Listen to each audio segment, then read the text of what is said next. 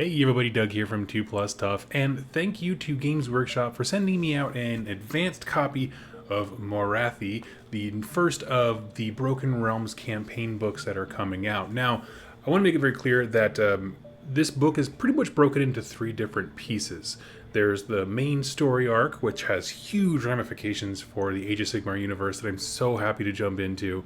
Then there is a rules segment that is literally just called rules, where it's specific to replaying those exact story beats. But in this video, we're not going to talk about either of those because next week, much like I did for Wrath of the Everchosen, there's going to be a dramatic series of lore videos that explores all of those huge events because no one video could really summarize it. And so I'm going to go ahead and do that next week. But in this video, I want to give a kind of a brief overview of the Battle Tome updates is kind of what they call it. And it's just talking about new and additional rules for various armies in the game. To come off the top of my head, it's Daughters of Kain, Cities of Sigmar, some Stormcast Eternal stuff, Idoneth Deepkin, and Slaves to Darkness. So there's quite a bit going on there. And I want to say up front that I don't really do like book reading here. If you are interested in the exact wording and having someone, you know, literally read the book to you in terms of like if you're looking for competitive information or how synergies work and that kind of stuff, I would recommend going ahead and checking out Guerrilla Miniature Games Ash over there. I'm not affiliated with him at all, but I do know that generally when Battle Tomes and Codexes come out, he does do like a full detailed reading, so go ahead and check him out. But for this video, I'm going to kind of just talk about what the changes are on a broad level, what things really stood out to me, and how they brought this story to life in a way that basically lets you play those same, heroes and that kind of stuff in matched play games, because there's some of it I'm incredibly excited about. So what I'm going to do is switch to the downward cam here and explore the book in more detail. Okay friends, so here we are at the Battle Tome update section, and what these are essentially bolt-on rules. This section here basically explains that this is in addition to your Battle Tome. It just kind of rewrites some of the war scrolls, and for most of them it just kind of slides in new options. And we'll jump right in with zainathar khai. And so this is an interesting one. If you are a Daughters of Kain player who's interested in almost exclusively in Melusai and Kinuri, this is going to be the faction for you.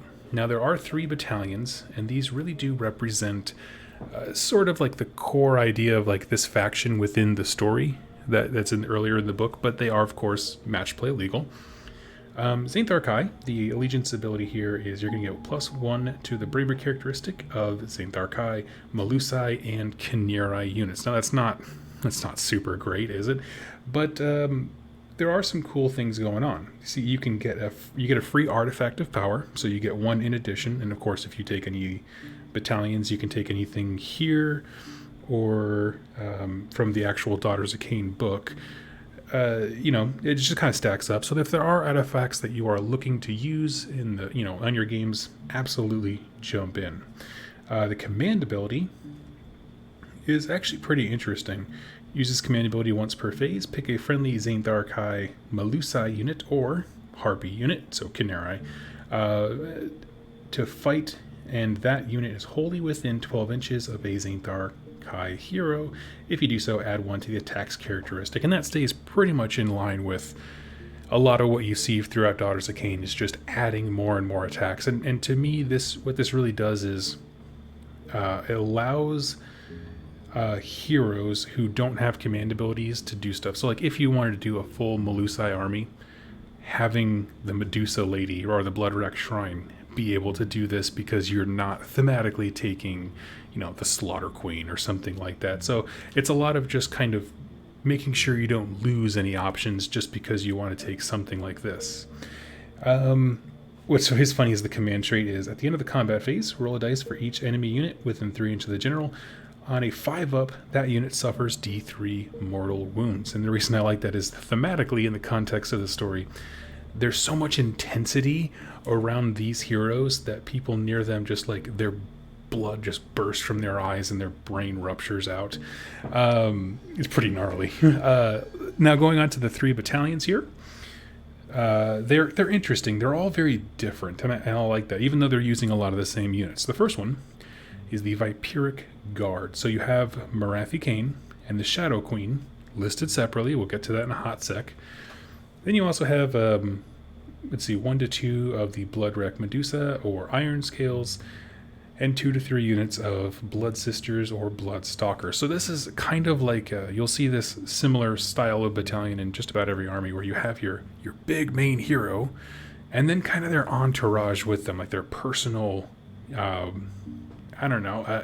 just kind of like squad that's just their veterans that walk with them. And for that, once per battle, the hero from this battalion can use a command ability without spending a command point, which brings us back here. And of course, Marathi Kain has one. So we'll cover her in a bit, but that's a very simple one. The Scathborn is pretty much the battalion to take if you just want to play with Khanerai Melusai. It is a Bloodwrack Medusa or Melusa Iron Scale, 1 to 4 units of Blood Sisters, 1 to 2 units of Blood Stalkers, and 0 to 2 Khanerai Harpies.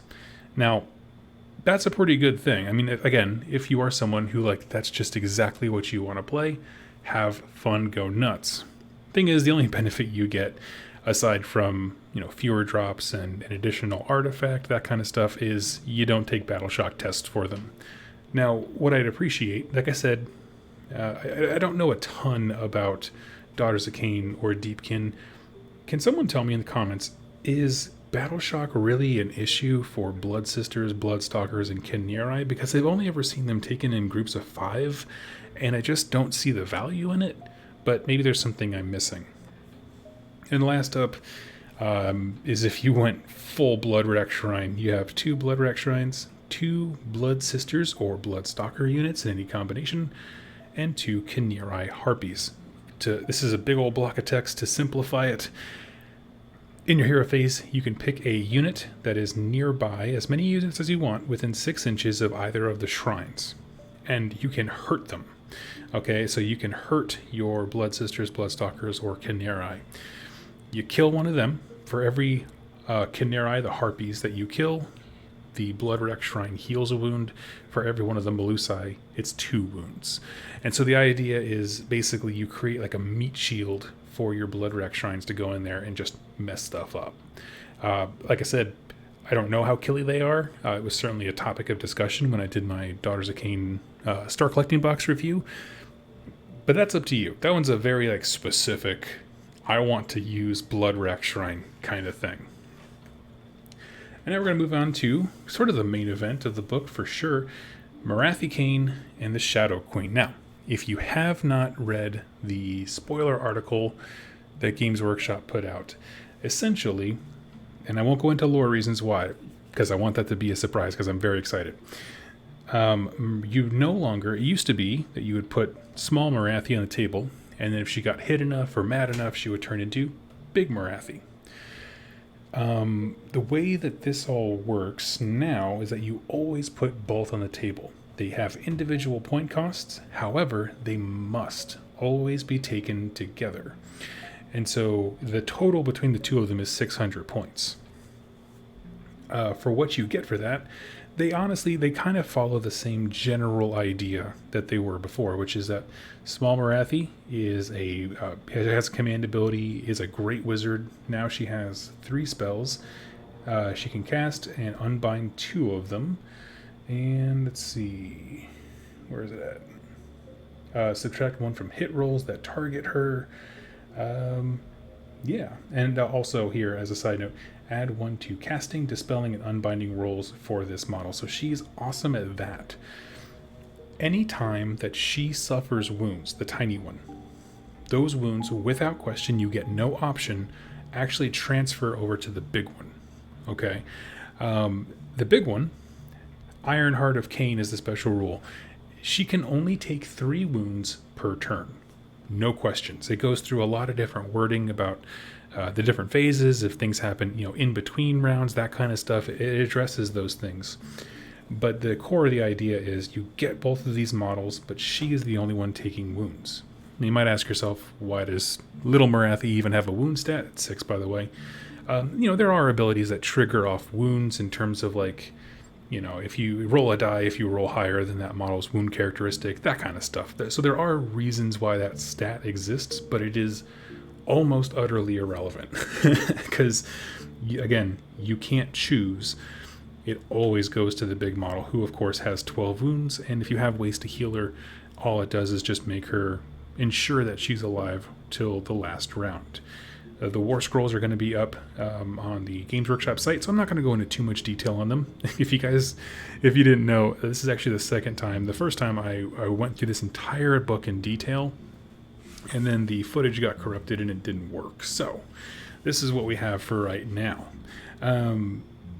All in all, I like the idea of putting both her forms on the table, because they do such different things, but they're very complementary to one another, and I like that. She is the commander, she is the wizard, and the Shadow Queen is straight up murder beast, McMillions over here, just going in and tearing stuff up. So I like them. I like they do different things, but again, they are linked. And when this one dies, meaning the Shadow Queen who takes all the wounds, when she dies, little Marathi goes with her. So again, it's very, very cool. 600 point model. The trade-off between having two bodies that can do damage and kill and that kind of stuff is the fact that now you have to worry about board presence and putting them, how do I say this, basically shutting down. If somebody can shut down magic, this half is far less effective, and it just becomes a giant target to pass wounds onto this one. So it's just there's a few options there that make it kind of crazy, but I like it overall. I do. Although I will say I do kind of miss the idea of transforming mid-game. Now, as far as Cities of Sigmar here, what we're essentially introduced to is 2 new cities. Okay, so you can use all the Cities of Sigmar War Scrolls. It's as if they slipped 2 more cities into that book. There are some restrictions, I will say up front. If you are a Dark Elf player, meaning you play with all the models that used to be of the Dark Elves back in the Warhammer Fantasy Battle days, you're going to freaking love this, okay? To put it simply, one army is mostly free guild, dispossessed, like normal Cities of Sigmar mixed stuff that rewards you for taking some Dark Elf stuff. And the other side, it is purely Dark Elf. And so we'll explore both of those. This battalion right here, Kraith's Shadow Host, these are the thematic battalions for the specific characters in the story. Now, this is the first one we covered where they took a generic model, meaning the witch sorcerer on Black Dragon, and they made it a named character. And this is also the box you would buy if you saw the sets previewed up on Warhammer Preview, and they kind of showed off like the 4 new starter sets coming out in support of this, where it is a sorceress on Black Dragon, a unit of dread, spears, and dark shards. There's no max on the size of those units. And honestly, are you really going to take this a ton? Probably not. It's very restrictive because now they do become a named hero. Her command traits and artifacts are all locked up. So it is what it is. You can take a look at that. But we're going to talk about the first city, Misthaven. Okay, by far one of my favorite things. If you're a Cities of Sigmar player, this is like dessert first, in my opinion. So the idea here is the Shadowport, Misthaven, must be from Olgu. That's important. Underhanded tactics. Now, let me just explain this really quickly. Instead of setting up a friendly Misthaven order Serpentis, Shadowblades, or Scourge Privateer, so those are some keywords that have a lot of the dark elfy type units, you can put them off to one side. You can have one unit set up in a flanking force for each Darkling Coven, Free Guild, or Duarden unit.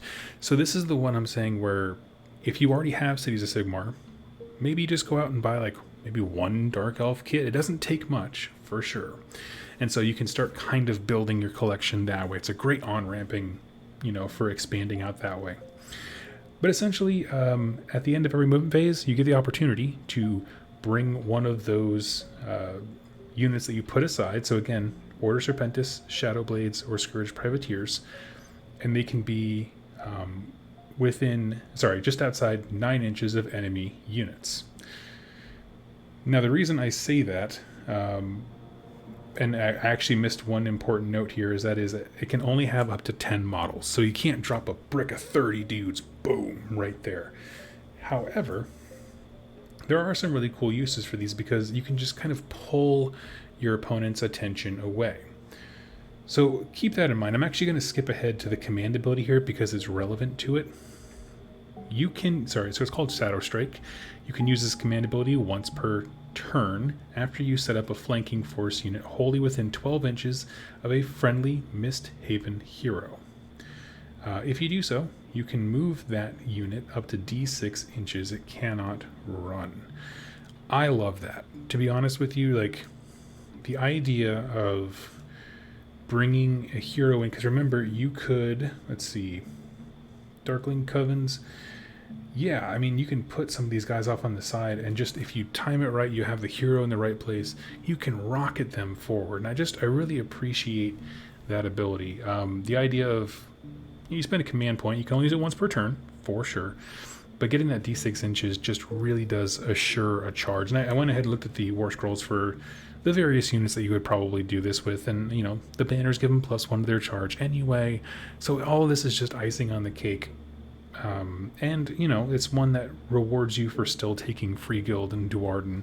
So I like that quite a bit. You know, you can have your main army with your story behind it, and then if you want to expand later into Dark Elf type stuff, all those units, you know, they come in the flanks, that kind of stuff. And it just kind of is a cool way to experiment with different types of units.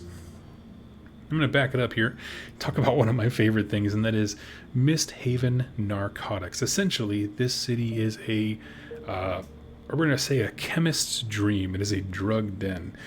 And these function exactly like artifacts for the most part, which is you get one just for showing up. You get an additional one for every battalion that you take. Hero can't have more than one. You can't duplicate it in your army, anything like that.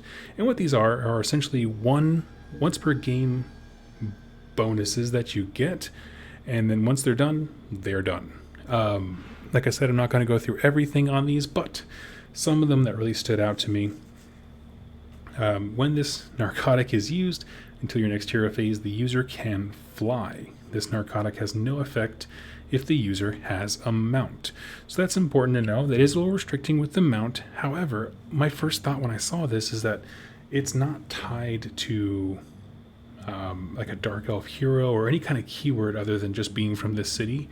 So my first thought was like, how many times have you played a Free Guild gunline and like something gets out of range for the very, very tight bubbles for the command generals, you know, that kind of stuff, where just having the ability to fly and reposition your heroes and your synergy pieces is really, really big. And I like that quite a bit. Another one that I thought was really cool was just the Glatch Ink, which is just, you use it until your next hero phase, add 1 to casting, dispelling, and unbinding rolls for the user. And there's like other stuff. There's like, you know, you can heal. The Witch Mist is you ignore modifiers when making saves. So if you do have like a leader on a Black Dragon or even a tank commander or something crazy, you can just plow them straight into combat, and you give them 1 turn to be honestly fairly resilient. So those are some great stuff there. As far as the artifacts go, I'm just going to pick out the one that I thought was really interesting to me, and that is the Gloom Bell. Once per battle, at the start of the enemy shooting phase, you can say that the bearer will ring the Gloom Bell. If you do, until the end of that phase, subtract 1 from hit rolls for attacks that target units wholly within 12 inches of the bearer. Now, I don't typically like once per game things, but the fact that it triggers on your opponent's shooting phase, meaning whether they get first turn or they double turn you, you always get the chance to use it. You know, and I kind of like that. That's actually probably the best way to do once per game things, in my opinion. So I like that one quite a bit. The other ones are very straightforward. Certainly the second one here, Strangler Kelp. If you are competitive in any sense, you're probably going to like that one. Once per battle, at the start of the combat phase, you can pick 1 enemy model within 3 inches of the bearer and roll a dice. If the roll is 6 or is less than the target's wound characteristic, that target cannot attack in that combat phase. So it buys you a turn. And you know who hates that kind of stuff? Gotrek. Or anything like that. You know, just any model that just really wants to get in there and thrash. Like, there's nothing sadder than an Auric Megaboss on Maw Crusher that literally cannot attack. And so that's Brad. that's pretty great. And we're going to move on to the next city. And this is an interesting one. So we had this concept introduced in Cities of Sigmar where, you know, for every 4 units from Cities of Sigmar, one of them can be a Stormcast Eternal. This is the same concept, but with Daughters of Kain. So it's a city of Sigmar, period, that also loves Marathi, and they owe allegiance to her. So instead of Stormcast, you get Daughters of Kain. The armies of Har-Kuron are made up of only warriors that Marathi trusts to fight for her cause. Now, that being said, this is the more restrictive one. This is the one that is if you played Dark Elves in fantasy battles. This is for you, straight up. Because it can only be made of Darkling Covens, Order Serpentis, Scourge Privateers, and Shadow Blades, which is, it accounts for dang near every single Dark Elf thing that still is in the game. Has to be from Akshi. 1 in every 4 units can be Daughters of Kain, which of course is the last Dark Elf faction, and they gain a prayer. All the Daughters of Kain priests do. And this is essentially a prayer that shows up in Daughters of Kain quite a bit. However, it's modified to work for anything with the Har-Kuron keyword. And that is to say, you pick a unit wholly within 12 inches of the priest until the start of your next hero phase. Unmodified hit rolls for an attack made with a unit is 6. It scores 2 hits instead of 1. And a unit cannot benefit from it more than once per phase. So that's an interesting idea. It just broadens exactly what that can work with. Now, it does not say melee or shooting by my reckoning. I don't see it.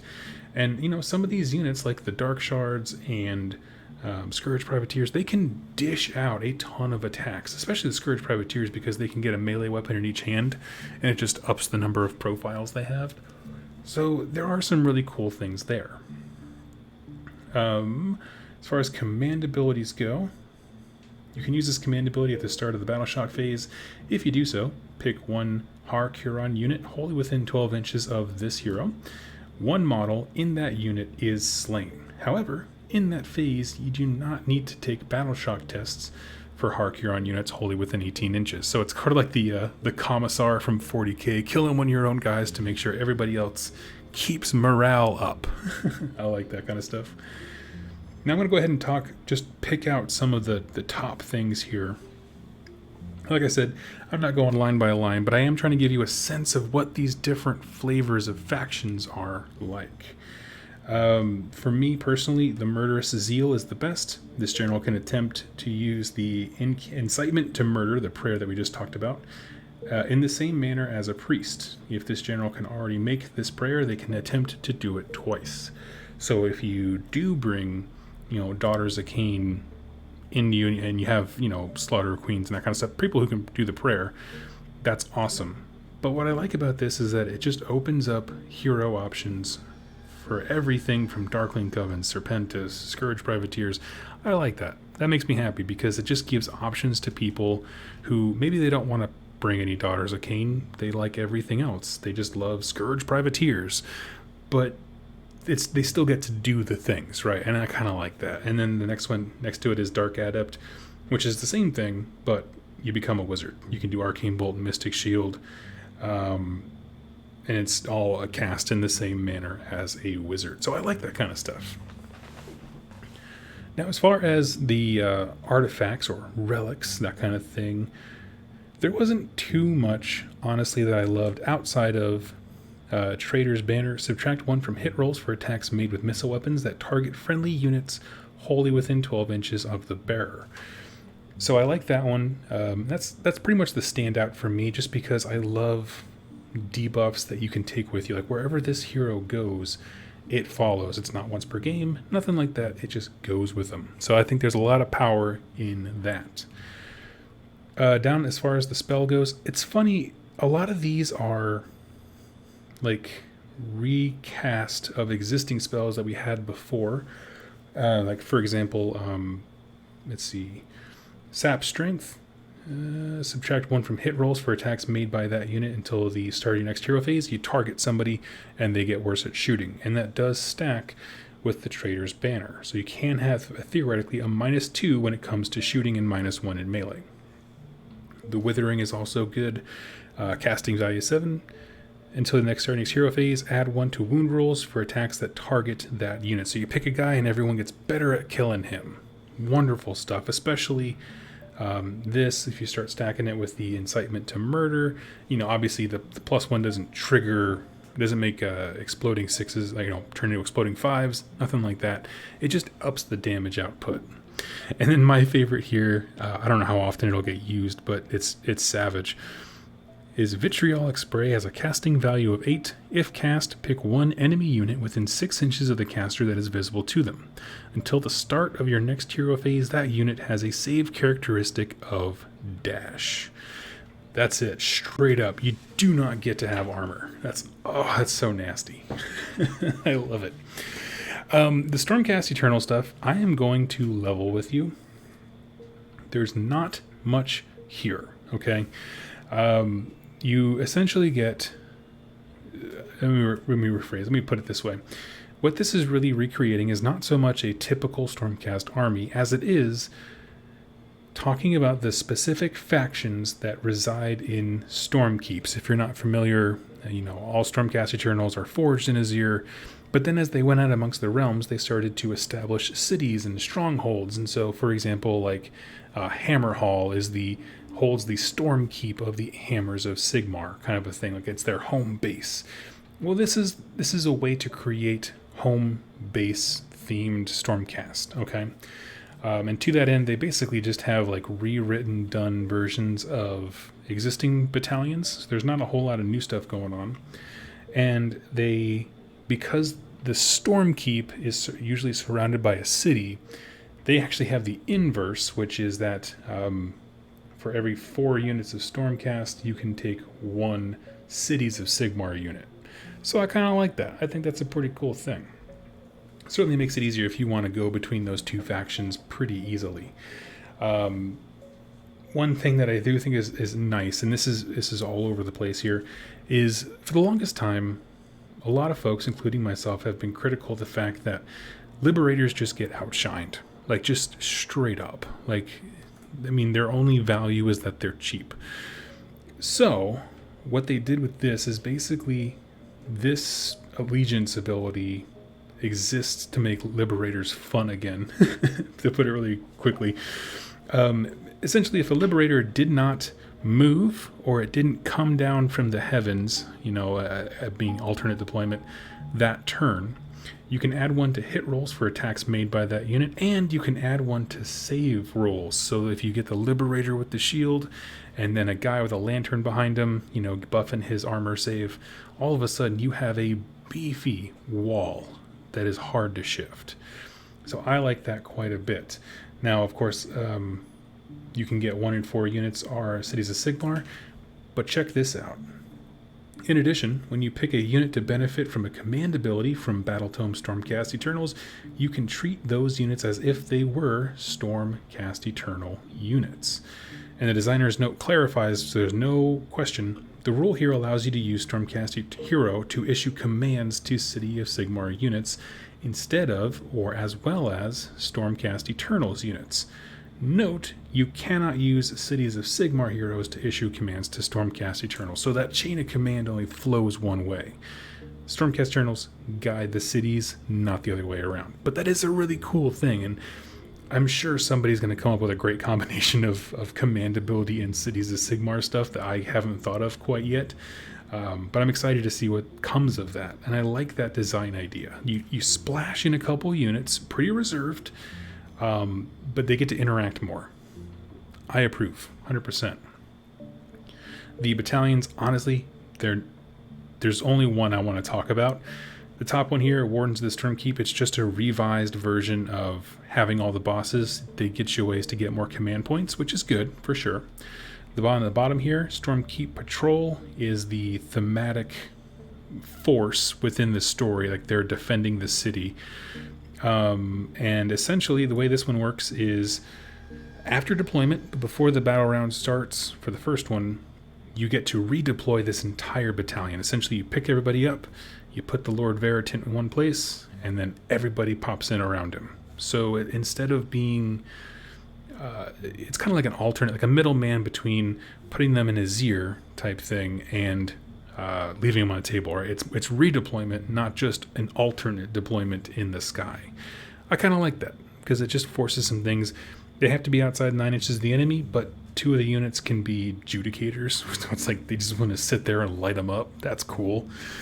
But the one that I want to talk about here, simply because it revitalizes some of those older units that I want to see more of, is the Storm Tower Garrison 1 Knight Vexillor, 2 to 4 Liberator units, 1 to 2 Paladin units, and 1 to 2 Justicar units. This is old school Stormcast, and I love it. Brothers in Arms. So, Paladin and Justicar units from this battalion that are wholly within 12 inches of any Liberators from the same battalion can use the Shields of Civilization battle trait, that thing we just talked about.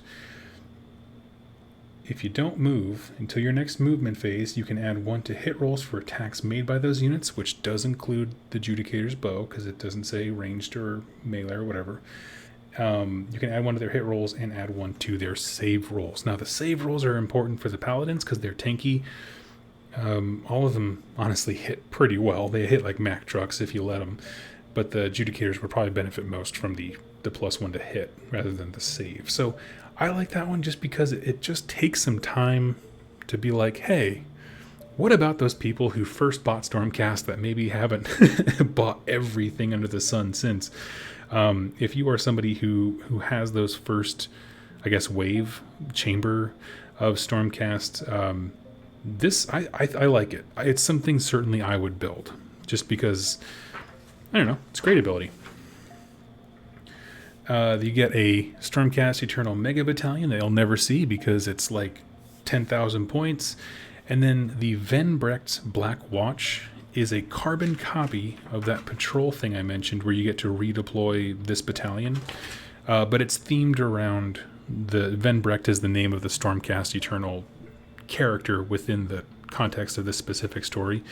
And so all it does, just like with the Sorceress on Black Dragon, is establishes him as a named character, and it kind of just dictates his little bonuses. Honestly, not great. If you're choosing between the two every day, I would choose this one because then you can still, pick your general and modify him with artifacts and that kind of stuff. So it is what it is. I'm sure thematically it's very cool, but unless I was trying to recreate specifically some of these battles, I'd probably pass on it just because they made a carbon copy. Like I said, it already exists. And so now we're going to get into some of the weeds here when it comes to the Idenith Deepkin. Now, like I said before, I do not know the Deepkin very well. All I was able to do was compare the new War Scrolls to the old ones. My overall thought before I kind of get into this a bit more is just to say I feel like they did a great job with the Alapexes. They seem just flat more interesting now. I think that all of the changes they made buff the army in totality without calling on a lot of specific units. So you'll see what I mean. Essentially, they got mount traits for the Deep Mare, which is the mermaid horse that the champion rides, and the Leviathan, who is also pretty cool.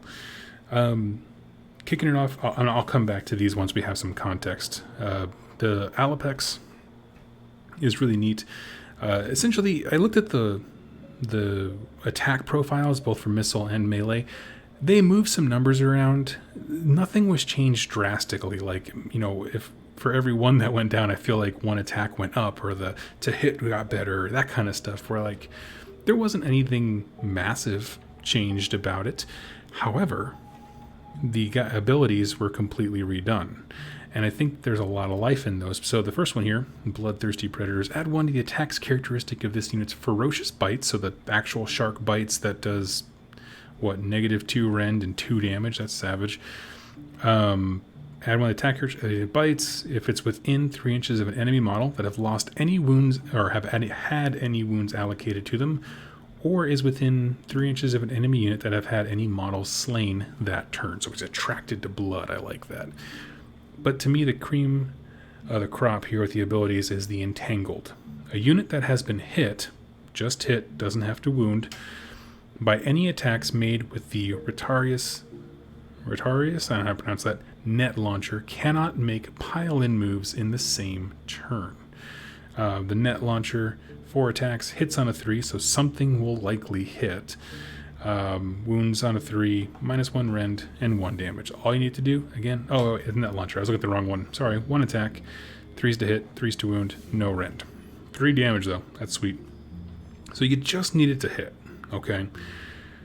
I don't care about the rest of the weapon's profile. If you hit something, the thing that I commonly see with Deepkin is, their units are more expensive, so you will have fewer guys on the table, right, as far as actual numbers game goes. Being able to lock down a blob of guys so they can't pile in, and therefore reducing how many people they can get into combat and their overall effectiveness, is actually really awesome. It's something that it's one of those things that you don't think about because you don't think about it offensively, but when you can smash into a unit and they can't fully get all their guys back in to swing back at maximum strength, especially if they have like 1 to 2 inch ranged on their weapons, it can be very devastating. Not so much like in terms of sheer destruction ability, but in terms of skewing the math of what that unit should be able to do.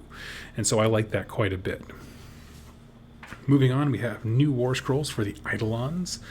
Aspect of the Storm is my fave. Like, between the two, this guy's a baller. He's just an attacky dude. He will die. I can't stress that enough. They didn't become like these invincible demigods or anything like that, but they became fun pieces, in my opinion. Homeboy over here, Aspect of the Storm. You heal D3 wounds every time he makes a charge move, which is such a weird time to have healing trigger. And I was like, what? You add 1 to the attacks and damage characteristic of his Spear of Repressed Fury if it made a charge move, which is kind of his main weapon. This model can retreat and charge in the same turn. That's the key right there, is he wants to be smashing into a unit here and then retreat and charge and smash into a unit over there, constantly healing as he's going. So you want to pick your targets carefully. You don't want to smash him into something that's going to kill him too quickly. He's 12 wounds and a 3-up save, so he's better than like a general infantry dude, but he will die. I think that's pretty cool. Let's see here. Drench with Hate. Add 1 to the wounds characteristic made by friendly Idoneth Deepkin units that are wholly within 18 inches of any friendly models with this ability. So when I mentioned before that I think they buff Idoneth Deepkin in totality without a lot of like specifics, is stuff like that, right? Like if you wanted to take Namarti, getting +1 to your wound, whether you do it in melee or shooting, is awesome. Like it's just little things that help. It's a force multiplier. Let's see. The Storm Shawl, he has a 5-up super save, so allocate a wound to this mortal wounds model. On a 5-up, it's negated, so he does get some tankiness to him. But all in all, I think the idea is he's going to be bouncing, retreat and charging into various things, and carrying that bubble of +1 to wound with him while the rest of your army follows suit. Now, the Eidolon of Mathlan, Aspect of the Sea, is pretty much like he was before. So you have your melee variant and your magic one. And so I like him quite a bit. He also has a bubble effect around him where he gives +3 bravery to friendly Idoneth Deepkin units. So if you did want to run those big old hordes, it just kind of helps with some of the issues that you face when you run large hordes, right? Add 3 to your bravery is pretty big. You can reroll casting rolls. This is an interesting rule. You can reroll casting, dispelling, or unbinding rolls for this model. Keep in mind, he's a wizard. He can cast 2 spells and unbind 2 spells. If you do not reroll any casting or dispelling, but you can still reroll unbinding, that's an interesting thought. For this model, in your hero phase, meaning you would do unbinding obviously in your opponent's phase, You can heal up to D3 wounds allocated to this model at the end of that phase. And what I like about that is normally I look at these kinds of rules with rerolls, and not every single turn are you going to be casting these big grandiose spells that require rerolls. And so sometimes it can feel like we're paying points for things that we're not getting use out of. But I like this kind of idea where like there's a consolation prize. Oh, you didn't need the reroll or anything like that? Here, go ahead and heal. I like that. It's pure, it's simple. There's, you don't feel like you're paying for something that you're not getting use out of. I don't know. I like that as a concept, and I kind of want to see it in more places.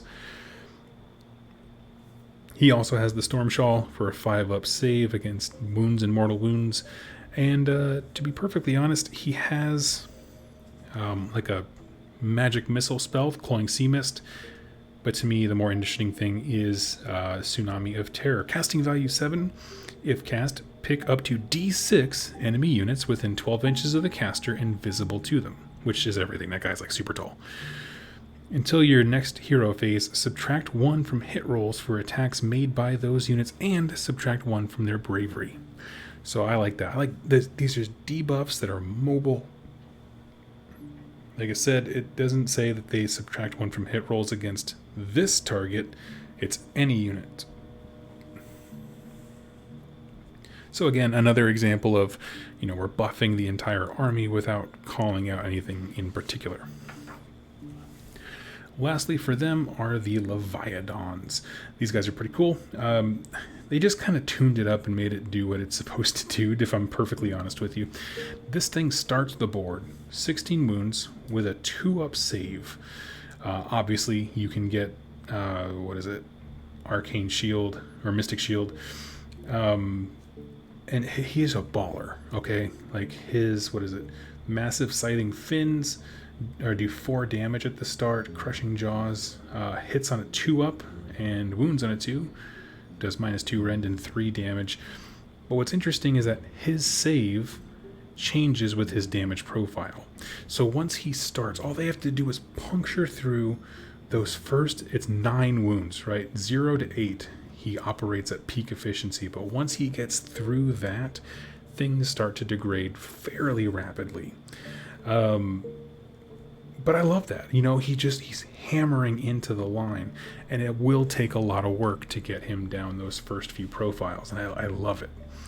Essentially, when he charges something, he does D3 mortal wounds on a 2-up. However, if the unit that he charged has a wound characteristic of 1, meaning most all infantry, it's D6 mortal wounds instead of D3. That's sweet. Crushing Jaws. If he rolls a 6 to, is it hit? Yeah, rolled a 6 to hit. It inflicts 3 mortal wounds, and you don't do anything further. You don't roll the wound, just stop the attack sequence. However, if he does that to a monster, the keyword monster, it does 6 mortal wounds on the target instead of 3. Lastly for him, the Void Drum, which is sort of like his aura ability he had before. It's add 1 to save rolls that target friendly Idoneth Deepkin units that have a wounds characteristic of 8 or less, so Alapexes and smaller, have a wound characteristic of 8 or less that are wholly within 12 inches of any friendly Leviathans. In addition, add 1 to hit rolls for attacks made by friendly Namarti, specifically units that target an enemy unit wholly within 12 inches of any friendly Leviathan. So he's kind of buffing and debuffing as he moves, and he has the save. You can be aggressive with him, and I would encourage it just to get in there and smash stuff up. Now, what is cool is that he has mount traits that amplify that range of both of those abilities from 12 to 15, or that give you an extra mortal wound when he charges. So I like that quite a bit. The last thing for the Deepkin is their thematic battalion, depicting what's going on, like specifically, in this battle or in this story arc. I mean, the only reason I bring this up more than, say, the Stormcast one or the Sorceress one is that this is an Achillean king with 2 units of Alapexes. Of course, those can be between 1 and 3 models. And what that essentially allows him to do is he shrugs off wounds to the Alapexes. and also gives them +1 to hit rolls for the guys riding them, not the actual, the jaws of the shark, but the people riding them. And that can be a blender, like straight up, because if you let the Deep Mare, I don't know that's his name, but the Achillean King, if you leave him alone and get him into combat, he can thrash things. I've seen it on the table. One of the few games I've played against Deepkin. So the idea of, like, even if you shoot him on a 2-up, he's bucking off mortal wounds to everybody else around him is pretty rad. And lastly, we come to my personal favorite, and a thing that you're going to see a lot on this channel, because if you didn't see my comment yesterday, I actually am selling off my Maggotkin of Nurgle, because this is an army that I want to make. Like, straight up, I have nothing else to say about it. It's happening. It's everything I wanted with Slaves to Darkness. If you play Slaves to Darkness, you know that there are a few different kinds of, like, sub-factions, and you have to choose one, okay? All this does is just slides another one into the book. Blessed of Chaos, add 1 to prayer rolls, my goodness, for idolater priests. In addition, units in your army with the priest keyword have the leader battlefield roll. That is interesting for something like, say, the War Shrine. I like that quite a bit. Here's the big kicker, though, for me is idolater cultists gain the battle line trait. So that means all of the Warcry warbands have become battle line in this allegiance. In addition, when you make a charge roll for one of them, you change the lowest die to a 6. When that's an ability that does already exist with Marauders, but it's incredible on something like Untamed Beasts, where you get your pregame move and they can run and charge. So that's awesome. The last thing here, and this is more for thematic reasons regarding the specific forces of Slaves to Darkness that are in this book, that is going to be, you can take a Chaos Chariot or Gorby's Chariot with only one model, and you basically upgrade them to becoming a Lord, Hero, and Priest. And they get to count as the Exalted Charioteer, which if you have a unit of 3 Charioteers, or I think even 2, you can pick one of them to be like the hero of the unit, and they get little bonuses. They get to be the hero even though they're only one model, and they get all these benefits. They become a priest with +1 to their prayer rolls. However, you do have to give it a mark, whether it's Khorne, Tzeentch, Nurgle, Slaanesh, or Undivided, and you're locked into a prayer. And this is just basically a reprinting of the prayers from the War Shrine. So you're locked into the prayer that your specific deity gives you. As far as standout command traits, the biggest one for me was Fiery Orator, which is just you get to chant 2 prayers, and they can chant the same prayer more than once. So I like that quite a bit. In addition to that, they get the Desecrate command ability, which is it's super wordy, and I wish it wasn't. But if you are near an opponent's faction terrain, okay, if you have a hero and another unit from your army within 12 inches of them, and there are more people from your faction near your opponent's special terrain feature than they have, you can desecrate it, meaning it negates any and all special faction abilities. So, for example, if I had, my Lord with a chariot and one of the Warcry warbands sitting next to a Feculent Gnarlmaw, and my Maggotkin opponent didn't have anybody nearby, we can turn off that, so it just becomes a tree, essentially. It's just nothing. It doesn't do any bonuses. They don't get their rerolls or running charges, none of that stuff. And that's pretty great. It's very situational, because 1, not every army has faction terrain. 2, a lot of them frankly don't care if they use it or not, so it is what it is. But and the last thing is you add 1 to wound rolls for attacks made by idolaters that target a priest.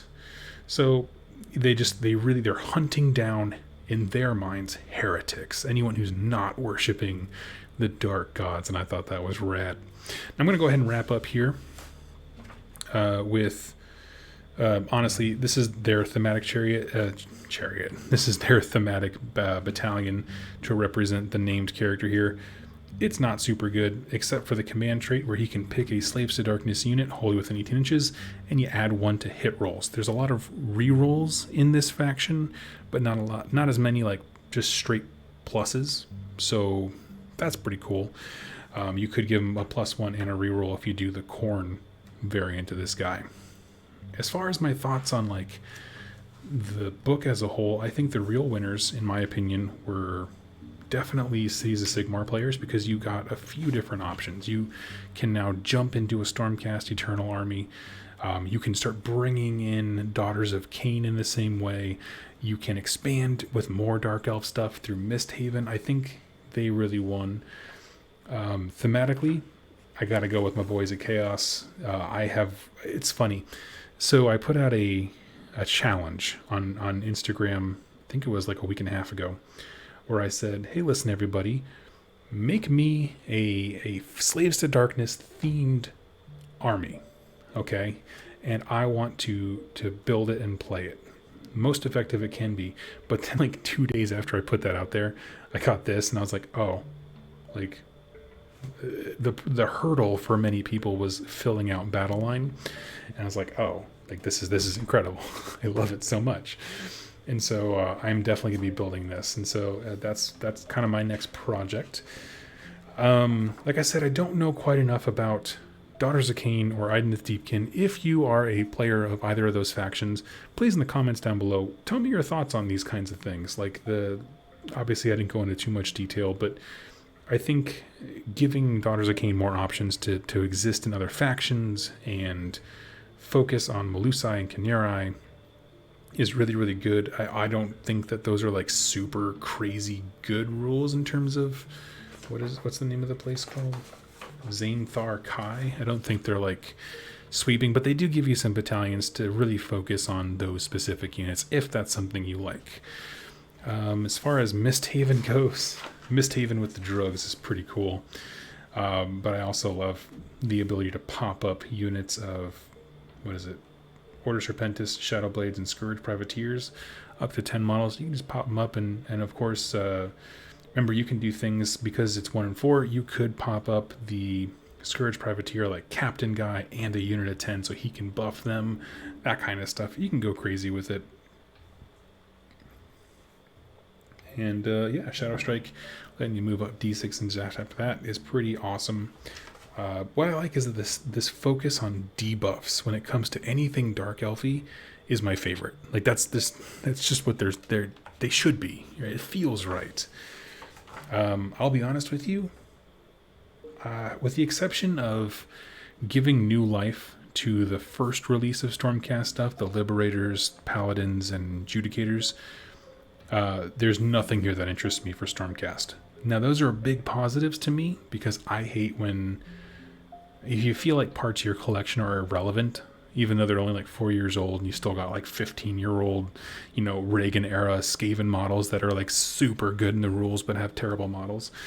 But this is an instance where it's like I would play this specifically to play the Storm Tower Garrison, which is the one where Paladins and Judicators get the Liberator abilities here. Like that's the only thing that I would play this for, and it's a really, really good one. Everything else I'm like, meh, don't care about. When's the last time anyone bragged about taking Gryph-hounds and Castigators? Yeah, it's just, I don't know. But I was overall pretty excited about it. They are not as in-depth sweeping changes as, say, Wrath of the Everchosen, where we got, a whole slew of very dedicated sub-factions. But they're minor tweaks that just either, one, completely rewrite War Scrolls because Games Workshop realized that there are some things that points adjustments simply cannot fix. Or in some cases, they do get new options. Like the Slaves to Darkness one is just a new option to an existing book, as are the Cities of Sigmar one. So I like it. I think it's a good mix. I'm not the biggest fan of this format for updates, to be perfectly honest with you. I was highly dubious of it when it came to Psychic Awakening, because it just felt like it. Here's how I'll say it. If there is a great mix of lore, campaign material, and rules, I'm always going to be on board. That's what I felt like Wrath of the Everchosen was. It was a fantastic story. with a cool campaign system. We played the Siege game on rerolling ones. And then, obviously, there was rule support for the various sub-factions that it represents. This specific book, I do feel like is a good value. If you love these factions, the story arc is awesome. It is just killer. I love it. They push the story forward. It's beautiful. Okay. The thing is, though, is this is going to be a series. And so my cautious nature in me is like, are they going to be able to deliver the same quality of lore, campaign, rules, every single time? Because that's kind of what happened with Psychic Awakening, is like some of them, the Saga of the Beast, I had a lot of people complaining that, the imbalance was like, oh, this one, on one book, the lore is super, super weak. There's almost no storytelling, and it's just a rule supplement. And then others, it was the exact opposite. Great story, loved it, play-by-play, awesome, I love this book. Also, the weakest way to reenact it, kind of a thing. So, if they can keep the quality up like this, I'm on board. Otherwise, I'll be honest, and that's the thing, when I do these reviews, I will be honest with stuff that I like and I don't like. We'll talk about some things that I wasn't the biggest fan of later on, just to give you a spoiler. All of these rules I'm super happy with. Again, I don't understand the full context for Daughters of Kain and Deepkin. The thing that I wasn't super stoked about was the campaign system to recreate this story arc is very restrictive. Like super, super duper restrictive in terms of what you can bring. It's just a little too narrow in my mind, but we'll get to that later. So I will do a dedicated video talking about that. And of course, next week I'll have an entire series talking about the epic story contained within Broken Realms, Marathi. So friends, thank you all so much for joining me. I do hope you join me this coming week as we cover that story and that narrative. And I look forward to seeing you in the comments. So thank you all so much for watching, and happy wargaming. So friends, that is my coverage of Broken Realms, Marathi. I thought it was quite a bit of fun. I think that you will find out this week that I thoroughly enjoyed this book. The story is just really, really captivating, and the locations they share and all that kind of stuff I really did enjoy. Now, as far as the rules go that we just discussed, it's going to be pretty obvious which one I'm the biggest fan of. Of course, it's the Slaves to Darkness. Like, it just is. I just love it. Being able to use the Warcry Warbands as battle line is awesome, and it's just what I wanted. And also having a chariot hero, I love it. I'm sold. So let me know your thoughts down below. In particular, I'd really like to hear from Idoneth Deepkin players as well as Daughters of Kain, because those are two factions that I don't quite know very well. Like I know Cities of Sigmar fairly well, in terms of like I just read that book constantly and I watch discussions online and that kind of stuff. But Deepkin and Daughters of Kain are two that I just don't get a chance to interact with a whole lot. So I'd love to hear your thoughts in the comments down below. Thank you all so much for watching. And again, thank you Games Workshop for the advanced copy. And I'll catch you next week during my lore series covering Broken Realms Marathi. Thank you all so much. Happy wargaming.